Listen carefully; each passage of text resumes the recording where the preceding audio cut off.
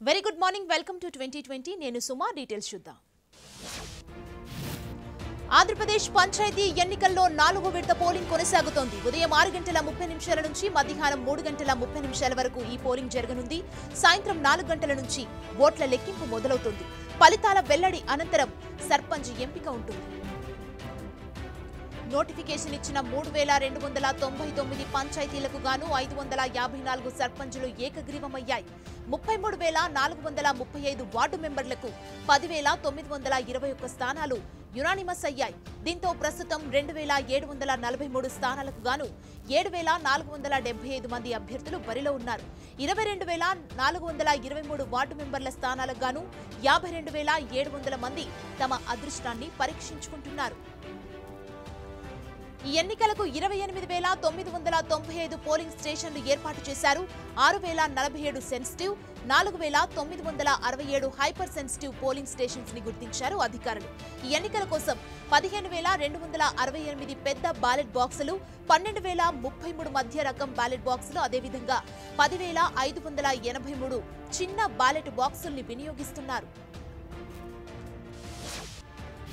పంచాయతీ ఎన్నికలు తుది అంకానికి చేరటంతో మున్సిపల్ ఎన్నికలపై ఏపీ ఎస్ఈసీ నిమ్మగడ్డ ఫోకస్ చేశారు. మున్సిపల్ ఎన్నికలపై రేపు ఉన్నతాధికారులతో సమీక్ష నిర్వహించనున్నారు. ఎన్నికల ఏర్పాట్లపై సీఎస్ ఆదిత్యనాథ్ దాస్, జిల్లా కలెక్టర్లు, డీజీపీ, అదేవిధంగా జిల్లా ఎస్పీలు, పోలీస్ కమిషనర్లు, మున్సిపల్ కమిషనర్లతో సమీక్షించనున్నారు. ఈ మున్సిపల్ ఎన్నికలకు సంబంధించి కీలక నిర్ణయం తీసుకోనున్నారు నిమ్మగడ్డ రమేష్ కుమార్. 2020 మార్చిలో మున్సిపల్ ఎన్నికల్లో నామినేషన్ వేసి ఆ తర్వాత చనిపోయిన వారి స్థానంలో నామినేషన్లు వేసేందుకు రాజకీయ పార్టీలకు అవకాశం కల్పించారు. 7 రోజుల్లోపు నామినేషన్లు దాఖలు చేసేందుకు అవకాశం ఇచ్చారు. ఫిబ్రవరి 28వ తేదీ మధ్యాహ్నం 3 గంటల్లోపు నామినేషన్ వేసేందుకు వెసులుబాటిచ్చింది ఎలక్షన్ కమిషన్. రాష్ట్ర వ్యాప్తంగా వివిధ గుర్తింపు పొందిన రాజకీయ పార్టీలకు చెందిన 56 మంది మృతి చెందినట్లు ఎస్ఈసీ ప్రకటన జారీ చేసింది. వారిలో వైసీపీ నుంచి 28 మంది, టీడీపీ నుంచి 17, బీజేపీ నుంచి 5, సిపిఐ నుంచి 3, కాంగ్రెస్ నుంచి 2, జనసేనకు చెందిన ఓ అభ్యర్థి నామినేషన్ వేసిన తర్వాత చనిపోయారు. దీంతో ఆయా పార్టీలకు చెందిన వారు మరోసారి నామినేషన్ వేయడానికి అవకాశం ఉంటుంది. చనిపోయిన వాళ్ల స్థానంలో కొత్త వారికి అవకాశం కల్పించాలంటూ రాజకీయ పార్టీలు విజ్ఞప్తి చేయడంతో ఎస్ఈసీ ఈ నిర్ణయం తీసుకుంది. ఎస్ఈసీ విడుదల చేసిన స్కెడ్యూల్ ప్రకారం మార్చి 2వ తేదీ వరకు నామినేషన్ల ఉపసంహరణ, మార్చి 3వ తేదీ వరకు పరిశీలన ఉండనుంది. విశాఖ స్టీల్ ప్లాంట్ ప్రైవేటీకరణ విషయంలో పాలక వైసీపీ, ప్రతిపక్ష టీడీపీ రెండు ఒకే పందా ఎంచుకున్నాయి. ఉక్కు కర్మాగారాన్ని ప్రైవేటు పరం చేస్తే ఊరుకోబోమని రెండు పార్టీలు హెచ్చరిస్తున్నాయి. ఇదివరకే స్టీల్ ప్లాంట్ విషయంలో సీఎం జగన్ ప్రధాని మోదీకి లేఖ రాయగా, తాజాగా ప్రతిపక్ష నేత చంద్రబాబు నాయుడు కూడా లేఖ సంధించారు. విశాఖ స్టీల్ ప్లాంట్ను ప్రైవేటీకరించవద్దని ప్రధాని మోదీని చంద్రబాబు కోరారు. విశాఖ ఉక్కు, ఆంధ్రుల హక్కు నినాదంతో పార్లమెంటును నాడు ఏపీ ప్రజలు సాధించారని గుర్తు చేశారు బాబు. ఇక ఇదే అంశానికి సంబంధించి విశాఖ స్టీల్ ప్లాంట్ ఉత్తరాంధ్రకు జీవనాడి అని లేఖలో పేర్కొన్నారు. ఈ పోరాటంలో అసువులు బాసారన్నారు. కేంద్ర, రాష్ట్ర ప్రభుత్వాలు కలిసి స్టీల్ ప్లాంట్కు సొంత గనులు ఏర్పాటు చేయాలని కోరారు. ఇదివరకే సీఎం జగన్ కూడా విశాఖ స్టీల్ ఫ్యాక్టరీలో పెట్టుబడుల ఉపసంహరణపై పునరాలోచించాలని ప్రధానికి విజ్ఞప్తి చేశారు. ప్లాంటును బలోపేతం చేయడానికి మార్గాలను అన్వేషించాలన్నారు. విశాఖ ఉక్కు ద్వారా దాదాపు 20,000 మంది ప్రత్యక్షంగా ఉపాధి పొందుతున్నారని, పరోక్షంగా వేలాది మంది జీవనోపాధి పొందుతున్నారని ప్రధానికి సీఎం తెలిపారు. విశాఖ ఉక్కు, ఆంధ్రుల హక్కు నినాదం, ప్రజల పోరాట ఫలితంగా స్టీల్ ఫ్యాక్టరీ వచ్చిందన్నారు జగన్. దశాబ్దం కాలం పాటు ప్రజలు పోరాటం చేశారన్నారు. నాటి ఉద్యమంలో 32 మంది ప్రాణాలు కోల్పోయారని ప్రధానికి రాసిన లేఖలో పేర్కొన్నారు.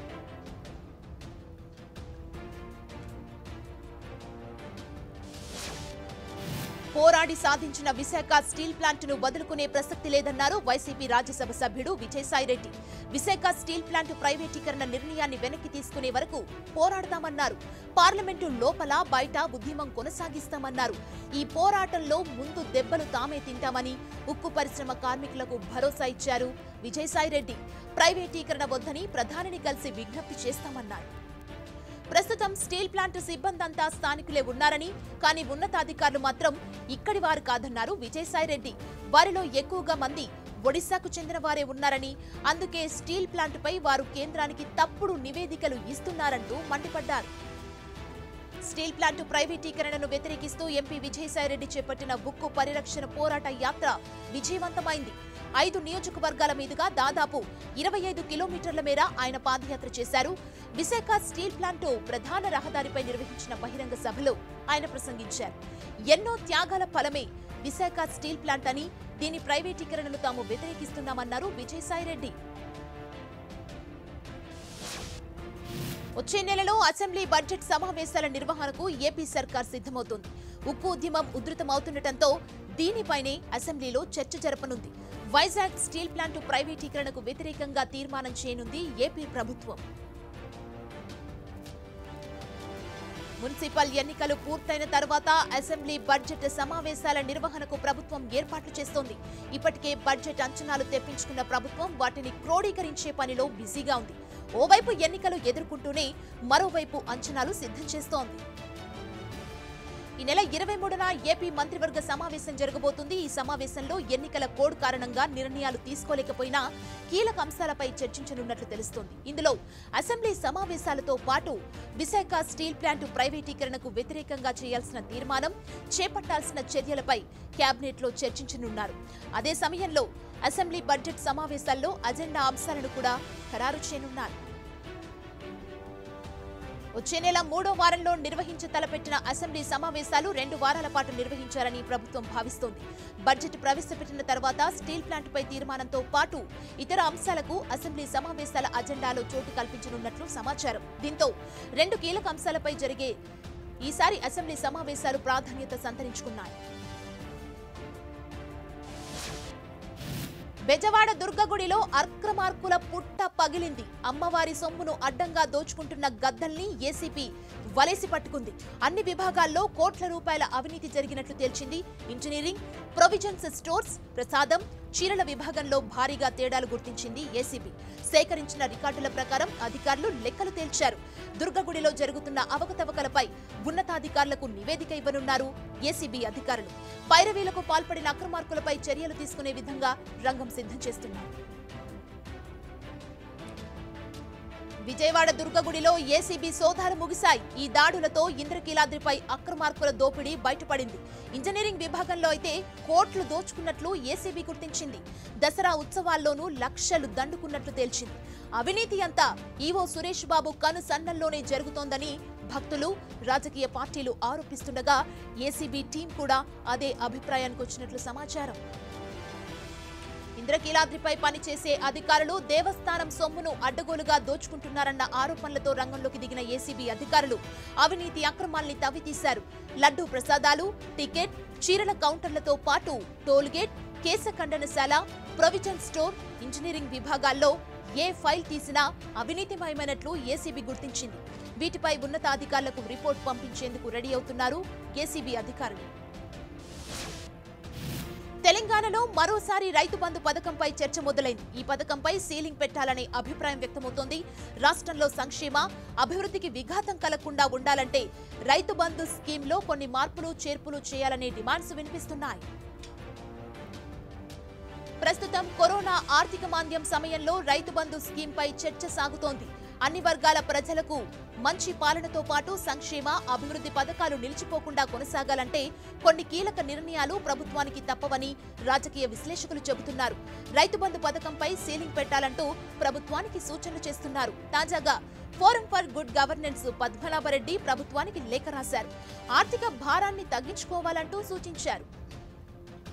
5 ఎకరాలు అంతకన్నా తక్కువ భూమి ఉన్న రైతుల సంఖ్య 53,30,000 మంది ఉన్నారని, ఇక వీరి కోసం ఏటా దాదాపు 5,000 కోట్లు ఖర్చవుతుందన్నారు. 5,91,000 మంది రైతులు 5 లేదా అంతకంటే ఎక్కువ ఎకరాల భూమి కలిగి ఉన్నారని, వారి కోసం 10,532 కోట్లు ఖర్చవుతుందన్నారు. 5 ఎకరాల సీలింగ్ పెట్టడం వల్ల ప్రభుత్వానికి 10,000 కోట్ల రూపాయలు మిగులుతాయని పద్మనాభరెడ్డి తెలిపారు.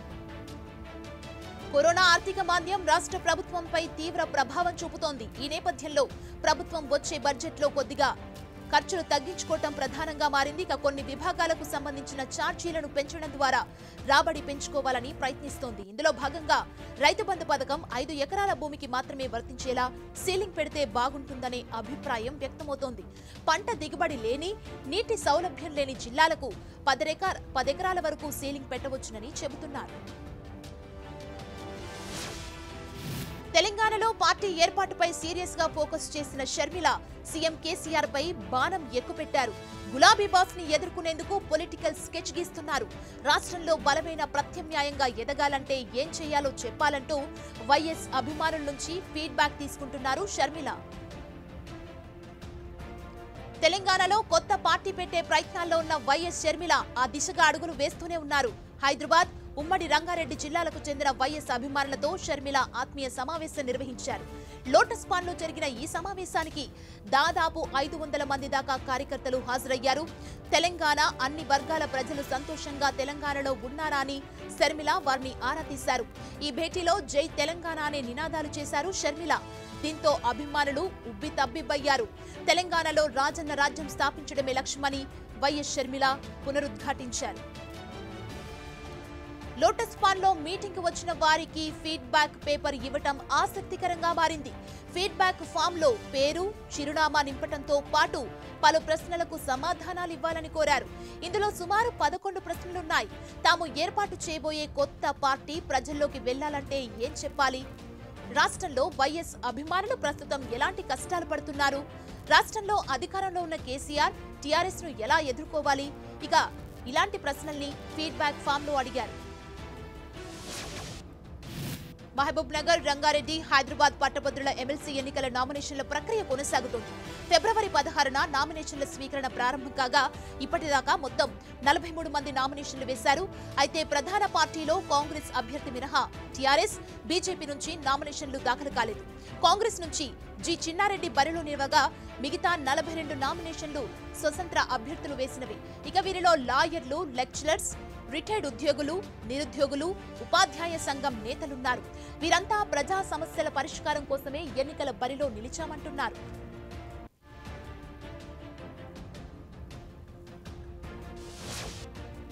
వ్యవసాయ చట్టాలపై ఎలాంటి చర్చ జరగలేదని స్పష్టం చేశారు నీతి ఆయోగ్ చైర్మన్ రాజీవ్ కుమార్. ప్రధాని మోదీ అధ్యక్షతన జరిగిన నీతి ఆయోగ్ సమావేశం వివరాలను ఆయన వివరించారు.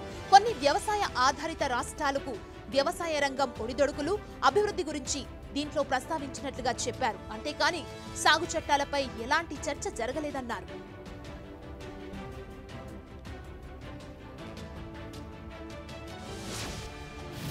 తమిళనాడులో అసెంబ్లీ ఎన్నికలకు సమయం దగ్గర పడుతున్న సమయంలో అక్కడి రాజకీయాలు రక్తి కట్టిస్తున్నాయి. పోటీ మొత్తం అన్నాడీఎంకేకే కూటమి మధ్య కొనసాగుతోంది. ఇక లెక్కలు ఒక్కొక్కటిగా బయటకు వస్తున్నాయి. దానికి భిన్నమైన సంకేతాలు కూడా వెలువడుతున్నాయి.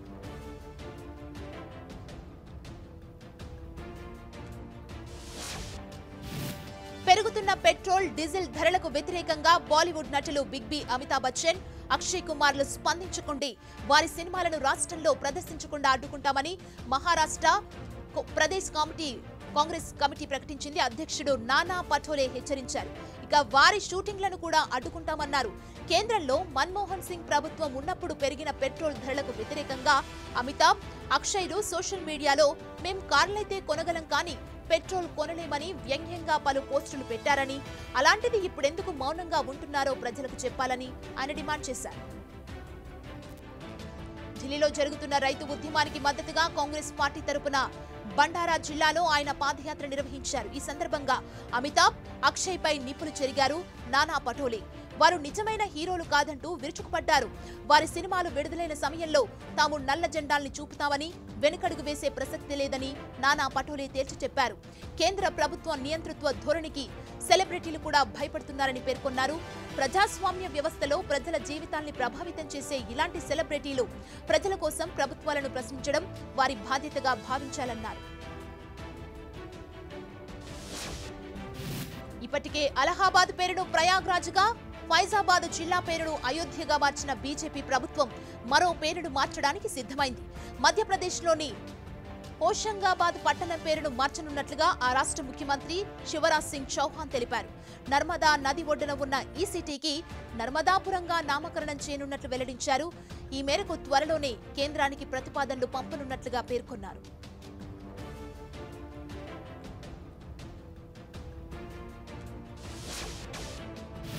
స్వాతంత్ర్యం వచ్చిన తర్వాత మొట్టమొదటిసారిగా ఉరికంబం ఎక్కబోతున్న మహిళా దోషి షబ్నంకి క్షమాభిక్ష పెట్టాలని రాష్ట్రపతిని వేడుకున్నాడు ఆమె కుమారుడు.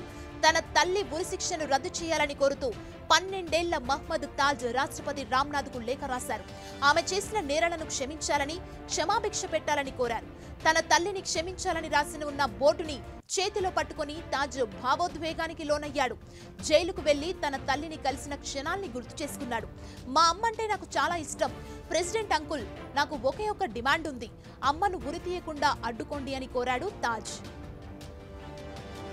స్వతంత్ర భారతదేశంలో మొట్టమొదటిసారిగా ఉరికంబం ఎక్కబోయే మహిళగా షబ్నం నిలిచింది.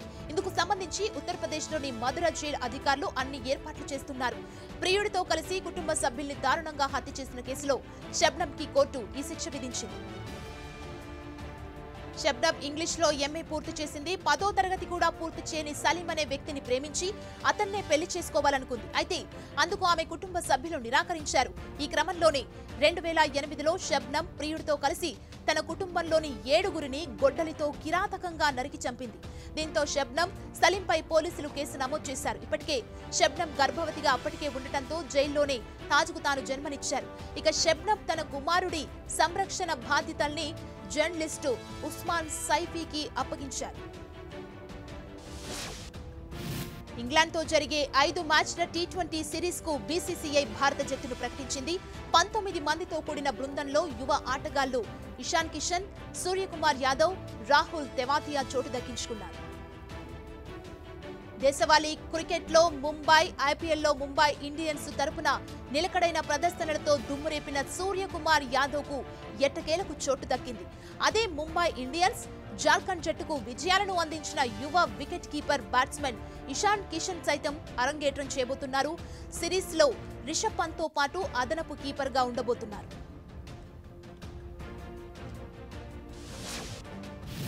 ఈ ఏడాది చివరికల్లా అమెరికా సాధారణ స్థితికి చేరుకుంటుందని అమెరికా అధ్యక్షుడు జో బైడెన్ వెల్లడించారు. కరోనా వ్యాక్సిన్ ఉత్పత్తిని పెంచేందుకు కృషి చేయాలన్న బైడెన్ తమ ప్రభుత్వం వ్యాక్సిన్ సరఫరా పెంచేందుకు, పంపిణీని క్రమబద్ధీకరించేందుకు ప్రయత్నిస్తుందని చెప్పారు. ఈ క్రిస్మస్ గత ఏడాది క్రిస్మస్ కన్నా భిన్నంగా ఉండబోతుందన్న ఆశాభావాన్ని బైడెన్ వ్యక్తం చేశారు. వైరస్లో చాలా రకాలున్నాయని, పరిస్థితులు మారవచ్చునని బైడెన్ అన్నారు.